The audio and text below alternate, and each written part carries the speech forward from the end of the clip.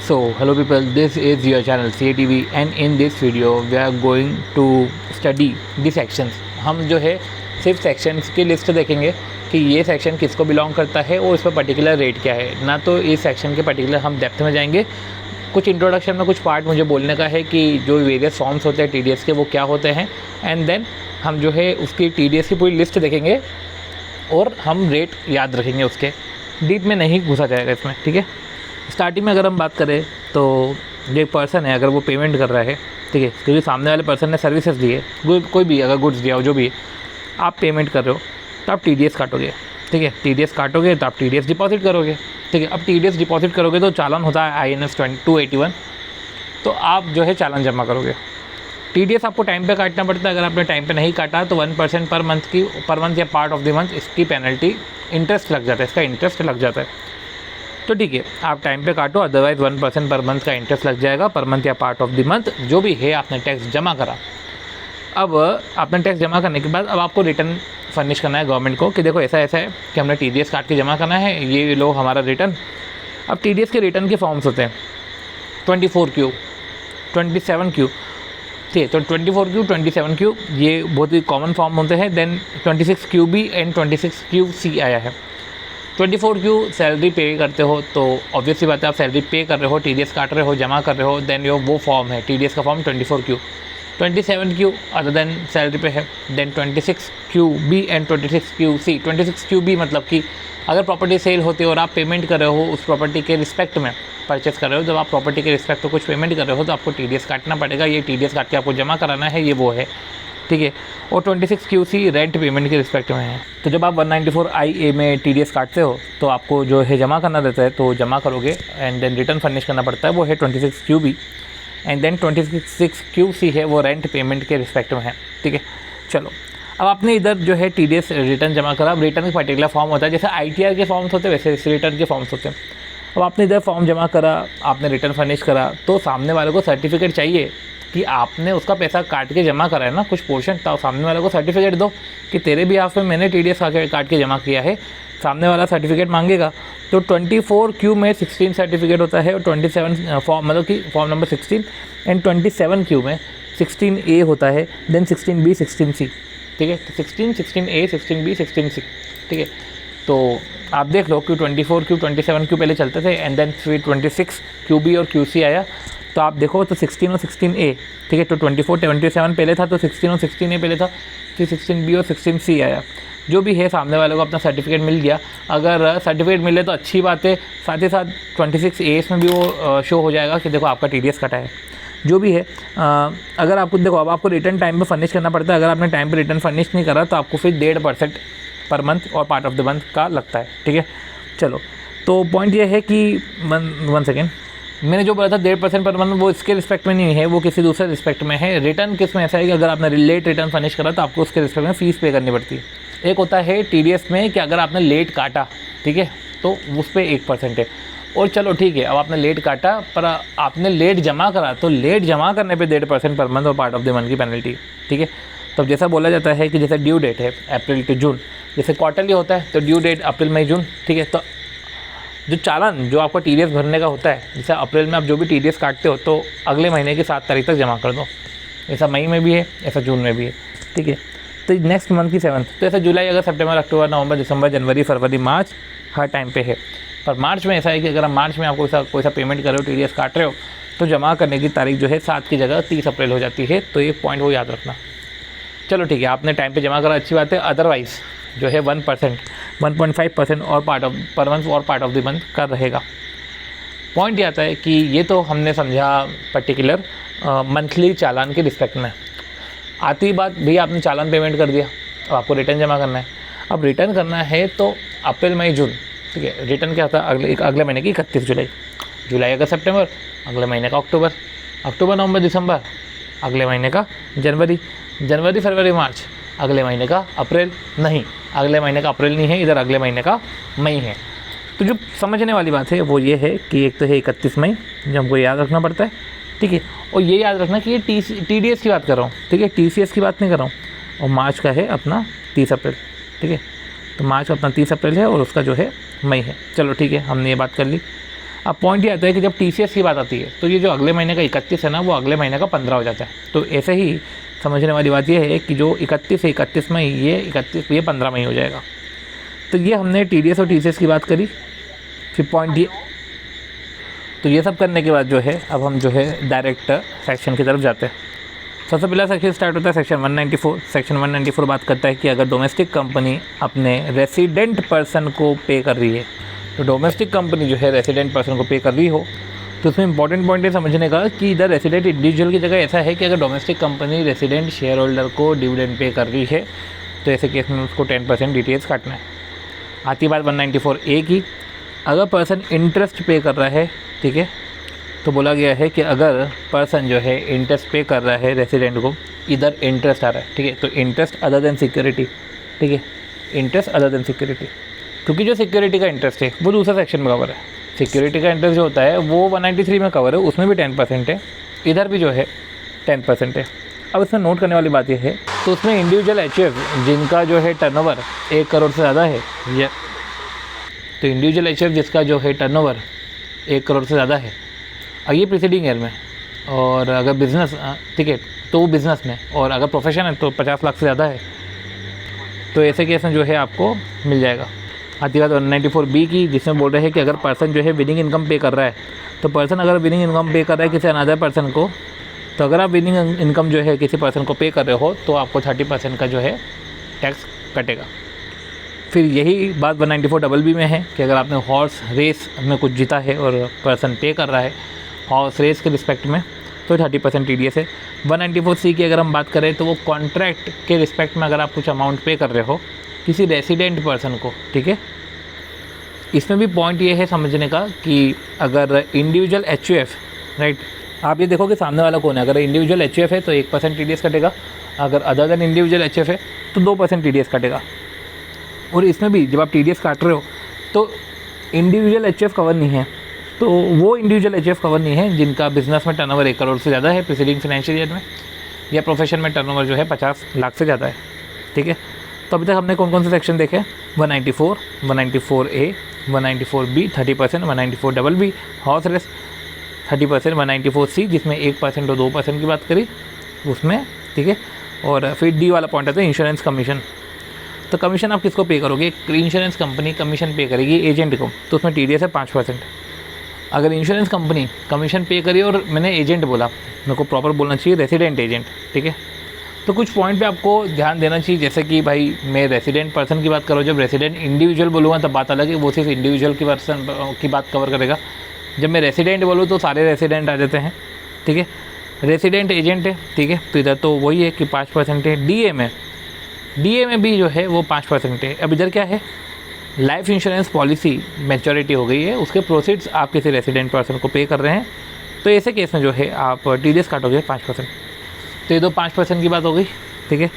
फिर आता है 194 जो है G के पहले एक पॉइंट आता है 194E, जिसमें बोलते हैं कि अगर आप पे कर रहे हो किसी पर्सन को, जैसे कोई स्पोर्ट्समैन है, किसी नॉन रेसिडेंट स्पोर्ट्समैन है, या इंटरटेनर है, या जो है वो सिटीज़न नहीं है, स्पोर्ट्समैन इंटरटेनर, ठीक है। अब जैसे क्रिस गेल आया इधर एंटरटेनर है, तो बाहर का कोई कॉमेडियन आया इधर, या नॉन रेसिडेंट स्पोर्ट एसोसिएशन को अगर आप पेमेंट कर रहे हैं, ठीक है, और पेमेंट क्यों कर रहे हैं, क्योंकि वो इंडिया में आए थे, IPL में पार्टिसिपेट किया, भाई कुछ एडवर्टीजमेंट उन्होंने कैन टू एंड के ऐड करे, उन्होंने दैनिक भास्कर न्यूज़पेपर में ऐड दिए, क्या ऐड क्या दिया, आर्टिकल लिखा, कलम से बोलते थे, इसी कलम से उसी कलम से, ऐसा लिखा होता था ना आर्टिकल। तो देखो क्या है आपका, आपने गेम खेला इंडिया में आके, आपने एडवर्टीज़मेंट करा, आपने न्यूज़पेपर में अपना आर्टिकल लिखा, ठीक है, आपने परफॉर्मेंस करा, ठीक है, गेम करा, खेला या परफॉर्मेंस करा, ठीक है। तो न्यूज़पेपर में आर्टिकल, एडवर्टीज़मेंट और गेम या परफॉर्मेंस अगर आपने करा है तो उसमें फिर जो है TDS कटेगा 20% सेस के साथ, ठीक है। फिर जैसे कि हमने D में बात करी थी कमीशन की, तो G वाला भी कमीशन की बात करता है। वो बोलता है कि भैया मैं आपकी लॉटरी टिकट बेच रहा हूँ, जैसे उधर इंश्योरेंस बेचने पे कमीशन है, लॉटरी टिकट बेचने पे कमीशन है, और कमीशन में भी ऐसा है कि जैसे उधर रेसिडेंट एजेंट था, उधर जो अगर रेसिडेंट की बात करें तो रेसिडेंट एजेंट था, इधर ऐसा कुछ भी नहीं है रेसिडेंट वाला सीन, तो ठीक है, ऐसे केस में 5% है। फिर बात आती है 194H की, वो तो कमीशन और ब्रोकरेज की बात ही करता है। अब उसमें भी इंडिविजुअल HUF को TDS नहीं काटना है, ठीक है, पर अगर उनका टर्नओवर जो है प्रीसीडिंग फाइनेंशियल ईयर में 1 करोड़ से ज़्यादा बिजनेस कर रहे, तो अगर प्रोफेशन है तो 50 लाख से ज़्यादा हो, तो ऐसे केस में किसी रेसिडेंट पर्सन को कमीशन पे कर रहे हैं तो उनको फिर TDS काटना रहेगा, वो भी 5% है। तो 5% के अच्छे खासा आ गया। डी आ गया अपना, DA आ गया मैच्योरिटी प्रोसीड वाला, G अपना लॉटरी के रिस्पेक्ट में आ गया, और H अपना अदर कमीशन की बात कर रहा है, जिसमें जो है हमको टर्नओवर देखना है इंडिविजुअल HUF का। इसमें अनऑडिटेड ऑडिटेड वो सब सीन नहीं देखना, हमको टर्नओवर देखना है, ठीक है। तो इसलिए जब नोट्स बनाते समय पहले मैंने अनऑडिटेड वाले सीन लिख दिए थे कि इंडिविजुअल HUF अनऑडिटेड है तो उनको TDS नहीं काटना है, जबकि ऐसा नहीं है। इंडिविजुअल HUF जिसका टर्नओवर जो है 1 करोड़ या उससे कम है, ठीक है, तो उनको TDS नहीं काटना है, राइट। ये अच्छी बात आती बात आई कि तो पेमेंट रेंट, अगर आप रेंट का पेमेंट कर रहे हो तो किसी रेसिडेंट पर्सन को, तो देखो अगर आपने प्लांट एंड मशीनरी रेंट पे लिया है तो 2% है। LBF learn by fund, land building furniture, तो 10% है, ठीक है। उसमें भी वही है कि इंडिविजुअल HUF जिनका टर्नओवर जो है बिजनेस के केस में 1 करोड़ से ज़्यादा है, प्रोफेशन के केस में मतलब बड़े इंडिविजुअल HUF में ऐसा बोल दूंगा, ठीक है, तो ये ज़्यादा सही रहेगा। तो आई वाला पॉइंट है जिसमें 2% 10% है। अब आई के बाद इसमें समझने वाली बात है कि IA आ जाता है। IA ये है जो मैं आपको 26 QB की बात कर रहा था कि भैया ऐसा है कि अगर आप पेमेंट कर रहे हो, ठीक है, आपने इमूवेबल प्रॉपर्टी परचेस करी किसी इंडिविजुअल या जो है IA की बात करो पर्सन ने इमूवेबल प्रॉपर्टी परचेस करी किसी रेसिडेंट पर्सन से, तो एक पर्सन ने किसी रेसिडेंट पर्सन से इमूवेबल प्रॉपर्टी परचेस करी, अब पेमेंट कर रहा है, ठीक है। अब 50 लाख या उससे कंसिडरेशन ज़्यादा है, ठीक है। अब भले आप पार्ट पेमेंट कर रहे हो, TDS कटेगा, 1% से TDS कटेगा 26 QB इधर आ जाता है, तो 50 लाख जो उससे ज़्यादा, ठीक है, ये हो गया अपना। तो 1% TDS काटना है बस। रही बात आती है IB की, तो उसमें ऐसा है कि अगर अभी हमने रेंट की बात करी थी, ठीक है ना, इधर आती है बात कि अगर रेंट इमूवेबल प्रॉपर्टी के ऊपर है, ठीक है, तो आप इमूवेबल प्रॉपर्टी पे रेंट पे कर रहे हो, और IB में ऐसा है कि वो इंडिविजुअल HUF कवर है जो 194I में कवर नहीं थे, मतलब कि छोटे इंडिविजुअल HUF। अगर वो रेंट पे करे किसी रेसिडेंट पर्सन को तो उनको भी TDS जो है काटना है 5% के रेट से। पर पॉइंट की बात ये भी है कि TDS तब नहीं काटना अगर रेंट जो है सिर्फ 50,000 पर मंथ तक का हो, ठीक है। जो भी है हमने बात करी, तो हमने आई देखा, हमने IA देखा जिसमें वो 26 QB परचेस ऑफ प्रॉपर्टी की बात करके रखी थी, जिसमें रूरल एग्रीकल्चरल लैंड नहीं थी, और फिर 194IB था जिसमें 5% था। और इसमें भी वही पॉइंट है कि जो 194I में कवर नहीं है वो इधर कवर होता है, और जो रेंट पे कर रहे हैं वो किसी रेसिडेंट पर्सन को रेंट पे कर रहे हैं। फिर एक और पॉइंट आता है IC, वो होता है डेवलपमेंट एग्रीमेंट। कि डेवलपमेंट एग्रीमेंट के तहत अगर आप किसी को पे कर रहे हो, ठीक है, तो डेवलपमेंट एग्रीमेंट के तहत आप जो है किसी को कंसिडरेशन पे कर रहे हो तो 10% TDS कटेगा। किसी आप रेसिडेंट पर्सन को डेवलपमेंट एग्रीमेंट के तहत पे कर रहे हो तो TDS कटेगा 10% से। फिर जे आता है, जे तो प्रोफेशनल सर्विस की बात करता है कि आप किसी रेसिडेंट पर्सन को प्रोफेशनल सर्विस के रिस्पेक्ट में पे कर रहे हो तो 10% कटेगा। इसमें भी ऐसा है कि बड़े इंडिविजुअल HUF कवर है, छोटे वाले लोग कवर नहीं है। फिर के आता है, के से यूनिट से कि कोई भी पर्सन जो है यूनिट्स के रिस्पेक्ट में इनकम पे कर रहा है, ठीक है, किसी रेसिडेंट पर्सन को, तो के में क्या आया, रेसिडेंट पर्सन। इधर भी वही बात है कि यूनिट्स के रिस्पेक्ट में अगर आप जो है पे कर रहे हो तो TDS जो है कटेगा। तो हमने के भी पढ़ लिया। फिर LA आता है, LA मतलब कि लैंड एक्वायर करा, आप ऐसा समझ लो। LA में क्या बोल रहा हूँ, लैंड एक्वायर करा, तो कंपलसरी एक्विजिशन करा है इमूवेबल प्रॉपर्टी का।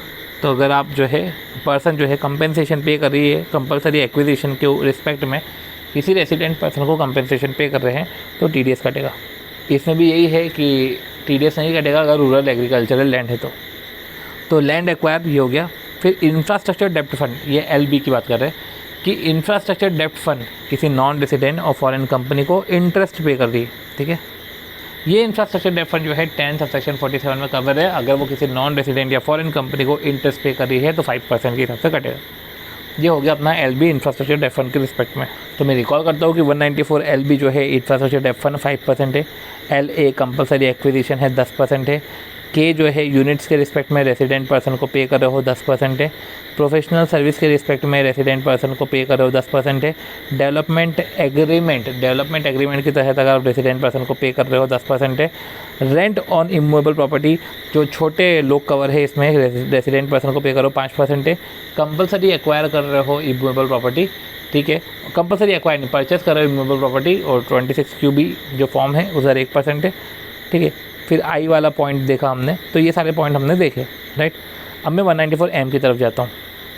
तो देखो सिंपल सी बात है, अगर कॉन्ट्रैक्ट के रिस्पेक्ट में जो हम पेमेंट करते हैं तो वो सब चीज़ें तो 194C में भी कवर है, पर ये बोल रहे हैं कि contract commission brokerage fee for professional services जब हम किसी रेसिडेंट पर्सन को पे कर रहे हैं, बोलना चाह रहे हैं कि 194C H और J में जो लोग कवर नहीं है वो इधर कवर हो जाते हैं, ठीक है।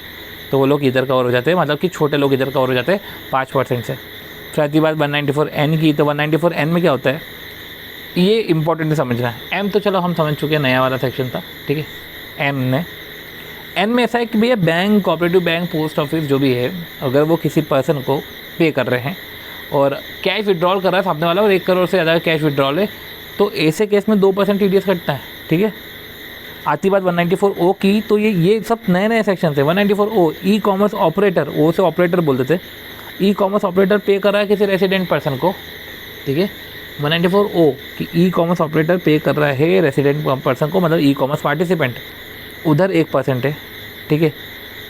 अगर आप सम पे कर रहे हो किसी नॉन रेसिडेंट फॉरेन कंपनी, अब पॉइंट ये है कि नॉन रेसिडेंट फॉरेन कंपनी को अगर आप पे कर रहे हो, ठीक है, पर अभी अपन ने ये पढ़ा था कि 194LB में जब इंफ्रास्ट्रक्चर डेब्ट फंड से पेमेंट हो रहा था नॉन रेसिडेंट फॉरेन कंपनी को, तो वो अलग है, वो उधर इंफ्रास्ट्रक्चर डेब्ट फंड वाला पॉइंट अलग है। पर उसके बाद बात ये आती है कि अगर आप जो है पर्टिकुलर, अगर आप सम पे कर रहे हो नॉन रेसिडेंट फॉरेन कंपनी को, ठीक है, तो जो आप सम पे कर रहे हो नॉन रेसिडेंट फॉरेन कंपनी को, द DTAA और रेट इन फोर्स, ठीक है, जो भी है DTAA और रेट इन फोर्स उस हिसाब से कटता है। ऑब्वियस सी बात है, जब आप सैलरी पे कर रहे हो तो इधर नहीं आएगा, ठीक है, और इंफ्रास्ट्रक्चर डेब्ट फंड वाला सीन होगा तो वो 194LB में चले जाएगा, अदरवाइज जो है DTAA और रेट इन फोर्स के हिसाब से कटेगा। अब पॉइंट ये है, फिर वही जैसे कि के में जो यूनिट्स थी, यूनिट्स पे जो है आप इनकम पे कर रहे हो किसी रेसिडेंट पर्सन को, इधर वापस यूनिट्स आ रही है, ठीक है। अब ये क्या बोल रहे हैं कि के में तो आप पे कर रहे थे रेसिडेंट को, ठीक है, 196A में आप यूनिट्स की जो इनकम है पे करो नॉन रेसिडेंट फॉरेन कंपनी को, तो मतलब समझ रहे हो कि जो इधर सारे रेसिडुअल कवर है। अब जो स्पेशल इधर बात आ रही है, तो इधर यूनिट्स UTI और म्यूचुअल फंड की है, इसके रिस्पेक्ट में जो है अगर आप बनती बात है कि अगर आप पे कर रहे हो, ठीक है, इनकम पे कर रहे हो तो 20% है। फिर एक पॉइंट आता है कि एनी पर्सन अगर वो पे कर रहा है इनकम या long term capital gain to offshore fund, थोड़ा सा बोलने में थोड़ा सा अजीब लगेगा, इधर तो अपनों को समझ में आता है कि यूनिट्स पे इनकम आप जो है नॉन रेसिडेंट फॉरेन कंपनी को पे कर रहे हो, इधर ये बोल रहे हैं, पर इसके नीचे ये बोल रहे हैं कि अगर आप इनकम पे करो ऑफशोर फंड को, कि फ़ंड ने जहाँ पे इन्वेस्टमेंट करा और वहाँ से इनकम या लॉन्ग टर्म कैपिटल गेन आ रहा है, तो उस पर 10% TDS है, तो ऑफशोर फंड वाला बी में कवर है 196B। 196C क्या होता है, ये भी नॉन रेसिडेंट के ऊपर बात आ रही है कि अगर आप पे कर रहे हो बॉन्ड पे इंटरेस्ट, यूनिट्स नहीं है इधर, अब बॉन्ड है, बॉन्ड पे इंटरेस्ट, या जो GDR है उस पर डिविडेंड पे कर रहे हो under section 115AC, non resident को पे कर रहे हो, तो ठीक है 10% से आपका TDS कट जाएगा। ऑफशोर फंड में भी 10% है, ठीक है। तो ये जो नॉन रेसिडेंट है, ठीक है, ये 115AC किसी नॉन रेसिडेंट को, वही बात आती है कि आप किसी FII को इनकम पे कर रहे हो, ठीक है, जैसे ऑफशोर फंड का आप इनकम पे कर रहे थे, नॉन रेसिडेंट को आप इनकम पे कर रहे हो, नॉन रेसिडेंट को तो बॉन्ड और GDR के रिस्पेक्ट में इंटरेस्ट और डिविडेंड पे कर रहे हो, तो इधर भी FII को आप जो है इनकम पे कर रहे हो, जैसे आप ऑफशोर फंड को इनकम पे कर रहे थे, इधर भी 20% है। 115AC की बात आ गई, किसी FII को आप पे कर रहे हो 20% से TDS कटेगा। तो देखो कुछ सेक्शन तो ऐसे है जो सेक्शन आपको नाम से याद हो जाना चाहिए, मतलब कि पर्टिकुलर वर्ड बोलूँ और आपको याद हो जाना चाहिए, जैसे FII, ये सब नहीं था, वो 196D याद हो जाए कि FII बोले तो 196D। फिर जैसे कि 115AC बोला तो आपने ये वर्ड पिक कर लो कि 115AC, अच्छा तो 115AC बोला तो 196C, ऑफशोर फंड बोला तो 196B, UTI म्यूचुअल फंड की यूनिट्स तो 196A। तो A हो गया आपका UTI म्यूचुअल फंड, ठीक है, B हो गया आपका ऑफशोर फंड, C हो गया आपका 115AC और D हो गया आपका FII, ठीक है। तो ये 196 का सुपड़ा साफ हो गया। 195 भी हमको पता है, 194O भी हम ऑपरेटर से याद रख लेंगे। N से अगर बात करें तो N से आप ये समझ लो कि N मतलब न्यू मतलब न्यू सेक्शन आया है, ये पर्टिकुलर कैश विड्रॉल का, ठीक है। या तो हम ऐसा बोल सकते हैं N मतलब नोट्स की बात कर लो, तो नोट्स और रुपीज़ की बात हो गई, ये हो गया हमारा। M से हम बोल सकते हैं माइनर, हम M से बोल सकते हैं मच्छर इन द सेंस कि छोटे इंडिविजुअल HUF पे एप्लीकेबल होता है। LA है तो लैंड का कंपलसरी एक्विजिशन है, आप समझ जाओगे। K का भी आप जो ये यूनिट समझ जाओगे। LB भी इंफ्रास्ट्रक्चर डेब्ट फंड है, ये थोड़ा सा देखना पड़ता है। K आपका यूनिट्स रहता है, ठीक है। J भी आप पता कर लोगे, ये तो पता ही है, तो कॉमन है। IC, अब देखो IC आपका डेवलपमेंट एग्रीमेंट है, ठीक है। तो ऐसा देख लो कि यार मैं अच्छा काम करूँगा, then I C my development, तो ऐसा आई सी डेवलपमेंट ऐसा कुछ कर लो। 194 आई भी आप समझ सकते हो, आई ए भी चलो आप एक बार समझ सकते हो कि इसमें आप जो है 26 QB वाला फंड है। और जो है तो आई में जो कवर नहीं होता है, तो देखो 2 पॉइंट होता है, आपका ए प्लान होता है, बी प्लान होता है। तो आई में जो कवर नहीं है तो वो आई बी में कवर है, तो अपन इस तरीके से याद रख लो, ठीक है। और आई ए तो सेपरेट ही है, आई ए में अपना परचेस ऑफ इमूवेबल प्रॉपर्टी है। फिर आगे बाद एच कमीशन की, जी आपका सेल ऑफ, ठीक है, लॉटरी टिकट्स का सेल है, उसमें कमीशन है। डी ए आपका मैच्योरिटी है, ये भी याद हो जाएगा क्योंकि आप जब आप स्टार्टिंग में जब आप TDS के सेक्शन पढ़ते हो तो स्टार्टिंग के तो याद हो ही जाते हैं। तो डी ए आपका जो है LIC वाला हो गया। डी आपका इंश्योरेंस कमीशन हो गया। डी और जी में फ़र्क करने की, डी और जी तो आपको याद हो जाएगी। डी ए आपका थोड़ा सा LIC है, तो डी ए याद रख लो। तो डी ए से आपका मैच्योरिटी प्रोसीड हो जाएगा, या डी ए से आप इसे याद रख लो कि डेथ ऑफ असेसी, तो डी ए से आप डेथ याद रख लो, तो जो मैच्योरिटी प्रोसीड है वैसा हो गया, ठीक है। बी और बी भी याद करने की ज़रूरत नहीं है, सी भी याद करने की ज़रूरत नहीं, तो पता ही है। 4 में डोमेस्टिक कंपनी जो है रेसिडेंट को पे कर रहा है, तो 4 जो है मैं 194 डिविडेंड की बात कर लेता हूँ, या ठीक है, तो वैसे याद हो ही जाएगा 194। और 193 interest other than interest on security, एक ही हो गया हमारा, ठीक है। अब कुछ पॉइंट थे जो 192 के थे जो इसमें कवर नहीं हुए थे, ठीक है, जैसे कि 192 सैलरी का है, और 192 ए जो होता है वो PF बैलेंस का पेमेंट है, ठीक है, PF बैलेंस का पेमेंट। तो मैं 192 ए याद रख लो, PF बैलेंस का पेमेंट है। TDS other than interest, TDS on interest of security वो 193 है, सिक्योरिटीज़ 193, और सिक्योरिटीज़ नहीं है तो 194 ए। तो इस तरीके से मैं आपको वापस से रिकॉल करा देता हूँ। देखो 196 डी तक आखिरी है, तो मैं पहले 196 की बात कर लेता हूँ। भाई देखो ए जो होता है उसमें UTI म्यूचुअल फंड की यूनिट्स है, ठीक है, ए में UTI म्यूचुअल फंड की यूनिट्स है। बी में आपका ऑफशोर फंड है, सी में आपका 115 AC है, और डी में आपका FII है। 195 सबको होता है। 194 O operator, e-commerce operator. N से नोट्स कॉइन्स, उसमें कैश विड्रॉल आ गया। एम से मच्छर, माइनर छोटे इंडिविजुअल HUF के लिए है, ठीक है, ये हो गया हमारा। फिर आती बात LB डेट फंड, सब हमको पता है। IC दी डेवलपमेंट, तो डेवलपमेंट एग्रीमेंट हो गया। फिर IB मतलब कि आई का बी प्लान, जो छोटे लोग हैं जो आई में ही नहीं कवर होते, तो आई का बी प्लान। DA अपना LIC का है कि डेथ ऑफ असेसी, तो मैच्योरिटी प्रोसीड हो गया। 192 ए आपका PF बैलेंस का पेमेंट है, और सिक्योरिटी है तो 193, अदर देन सिक्योरिटी है तो 194 ए। तो इस तरीके से आप ये तो समझ गए कि ये पॉइंट्स याद रखने के हिसाब से आपने समझ लिया। फिर कुछ पॉइंट आता है कि भैया 20% TDS है, तो 20% TDS से 2 सेक्शन में कटता है, तो 196 ए, 196 डी। तो ए अपना तो हो गया अपना UTI म्यूचुअल फंड की यूनिट्स, ठीक है, तो 196 ए UTI म्यूचुअल फंड की यूनिट्स। और फिर डी आता है अपना, जब FII को पेमेंट करे तो 196 डी, तब 20% आता है। ये हो गया हमारा, ये 20% हो गया।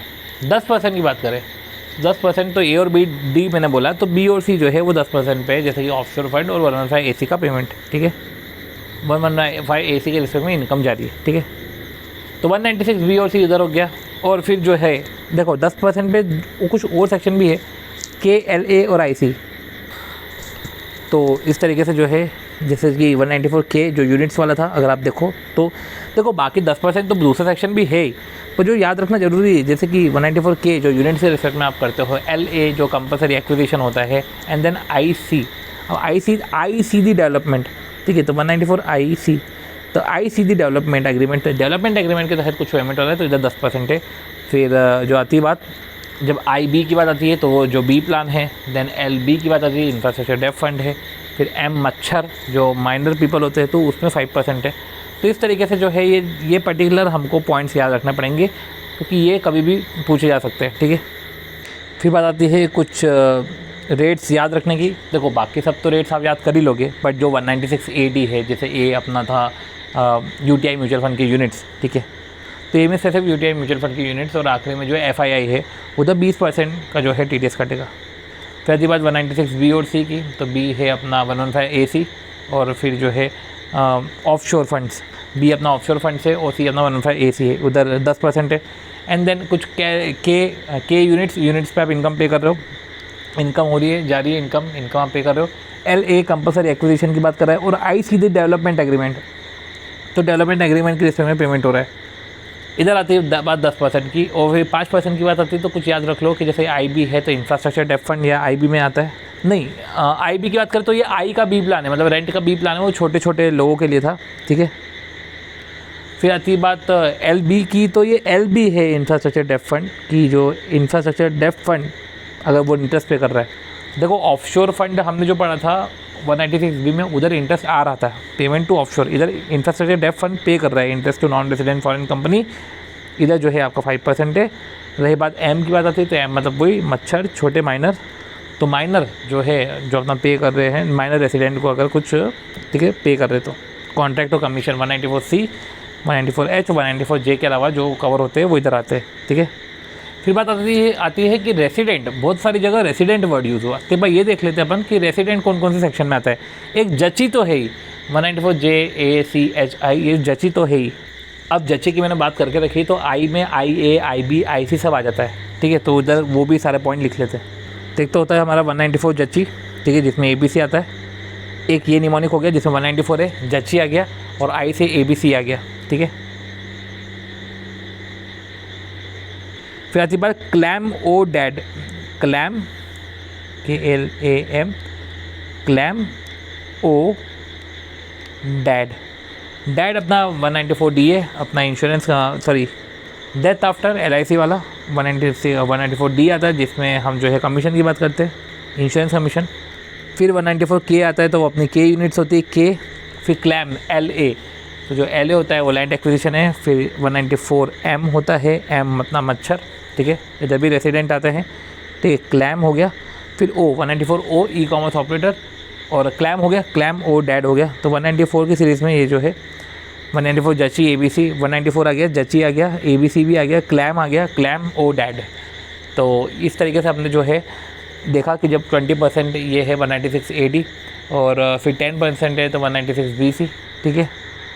तो 196 को ऐसा समझ सकते हैं कि 2020 के बड़ी बड़ी सिक्योरिटी के बीच में 10 छोटे छोटे लोग हैं, तो बड़े बड़े लोगों के बीच में छोटे छोटे लोग हैं। तो 196 में 2020 पहला और आखिरी, बीच में 10 के आ गए, ठीक है। तो आप 190 और बाकी जो आप कलाई जैसे आप याद रख लो कि कलाई तो K हो गया, LA हो गया, ठीक है, तो कलाई, ठीक है। अब देखो LA में 10% है, इधर LA में रेसिडेंट भी, ठीक है, तो कलाई हो गया, तो K LA और IC इस तरीके से हो गया अपना कलाई, तो IC उधर से याद रख लेना। फिर 5% है, ठीक है, तो 5B में IB LB और M, ये थोड़ा सा आपको जैसे IBM है, तो IBM है तो आप ऐसे याद रख सकते हो कि इसमें IBM है तो IB LB और M हो गया इधर, ठीक है। LB याद रख लेना, IBM अपना हो गया, कलाई अपना हो गया, उधर 10% है, ठीक है। 196 अपन ने 20% याद रख लिया कि 20% शुरू में और आखिरी में, बीच में 10% है। फिर 190 रेसिडेंट में 194 जची, फिर ब्रैकेट में ABC, फिर आ जाता है क्लैम ओ डैड। इस तरीके से जो है हमने ये समझ लिया कि इधर रेसिडेंट लोग आते हैं। तो होप सो अगर आपको वीडियो बेनिफिशियल लगा होगा, अगर वीडियो आपको बेनिफिशियल लगे तो please do like the video, share the video and subscribe to the channel CATV। मिलते हैं हम हमारे नेक्स्ट वीडियो में, बाय।